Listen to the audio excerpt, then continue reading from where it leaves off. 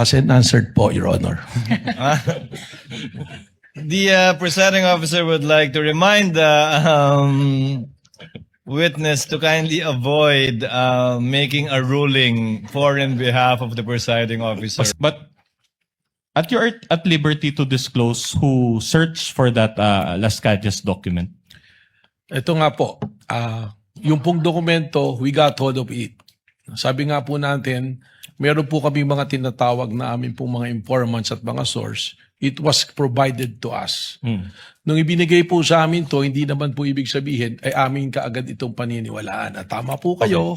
That's okay. I can ask subsequent questions regarding to that. So actually, my question is, after you had obtained this document, did you subpoena Las Cañas to verify the contents of those documents? Hindi po, sapagkat he is nowhere to be found. That's enough. So without verification, you decided to believe the contents of the document that you obtained? Again, ibabalik ko po ron sa 5 nating factors. Isinama lamang namin po ito, isa dun sa mga factors na sinasabi po natin, yung pattern of violence na tinatawag. At doon po, nandun sa paragraph 270, sinasabi nga po na may kinalaman sa extrajudicial killing si dating Mayor Sara Duterte at in fact, sabi pa nga niya, huwag nyo nang barilin, kidnapin nyo na lang. Pero bago po kami dumating doon sa punto na gamitin yun, tingnan na po namin yan. Alright. Sorry to interrupt you. So the short answer to my question is yes. Pakiulit po yung tanong ninyo. The question is, did you decide to believe the contents of the document without verifying it with Las Cañas? Yun nga po yung sagot po ko po, hindi Yes. kaagad. Kaya po ikinikwento ko nga kung paano po namin nagamit yun. Alright. So hindi po kaagad namin pinaniwalaan. Okay. Your Honor, may I just manifest that the defense is actually misleading already the witness. He kept on raising the question, did you believe right away? When as a matter of fact, the witness is explaining. Your Honor, I never meant, sorry. Counsel, with all due kindly respect. let the lead prosecutor finish. The witness has been saying that he did a lot of things after receiving the affidavit of Las Cañas, to the extent of going over the 5 factors that he testified to yesterday. But after that first question, so that means yes. The defense said yes. To his question, did you believe to that right away, to that affidavit? The position of the witness, Your Honor, is no.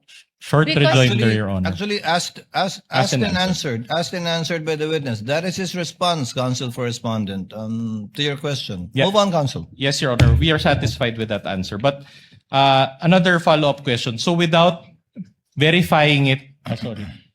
That's misleading, Your Honor. Allow him to finish the question, counsel. just on What the is the point- pleasure of Senator Judge Yes. Cayetano? Just on your ruling, may be clarified because the question was, pinaniniwalaan mo ba? Ang sagot niya, hindi ka agad. So counsel was asking for yes or no. I just want to be clarified. Hindi pinaniniwalaan agad, does that mean afterwards pinaniniwalaan mo na or never mo pinaniniwalaan? Just so that the record is clear. Just that clarification. There should be no. Thank you, Senator Judge Cayetano. Alan. Witness will please answer. Yes, Your Honor. Kaya ko nga po ikinikwento yung buong pangyayari para po makita kung paano po kami dumating dun sa punto na ginamit po doon sa pattern of violence yung pong affidavit na ito. So, liwanagin ko po Director Matibag. Opo. Hindi nyo agad pinaniwalaan nung simula, pinadaan nyo rin sa inyong SOP sa investigasyon, kalaunan, pinaniwalaan na ninyo at sa ngayon, pinapaniwalaan po ninyo yung nakasaad dun sa dokumentong yun. Kalaunan po, ito ay ginamit na namin na isa sa basehan po doon sa pattern of violence pagkatapos po namin idaan sa proseso po. So, pinaniwalaan nyo na, pinanghawakan nyo na, kumbaga. Sa ngayon po, tama po, Your Honor. Okay.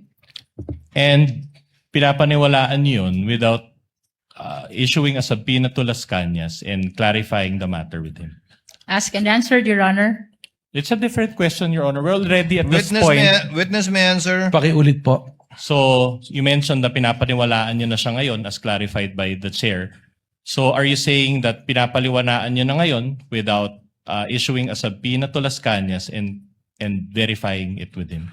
Hindi po nag-issue ng subpoena kay Las Cañas, pero meron pong naging verification process. Alright. But not with Las Cañas, who is the author of that document. As and answered po, Your Honor. The presiding officer would like to remind the witness to kindly avoid making a ruling for and behalf of the presiding officer. Pasensya na po, Your Honor. But the gentleman would have been correct. The presiding officer would have said the same thing. Thank you for saving me the trouble. But try to avoid that, Director Matibag. Sorry po, Your Honor. All right. Thank you. Thank Counsel you. may proceed. All right. Director Matibag, yesterday I identified 2 videos and you related it with the alleged pattern of behavior of VP Sara, correct? The first video that you showed, I think, involved the sheriff. Tama po. All right. But that incident, will you confirm that that incident took place on July 1, 2011? Yes, long time ago po. So around 15 years ago. Tama po. And did you still find it relevant to use that video?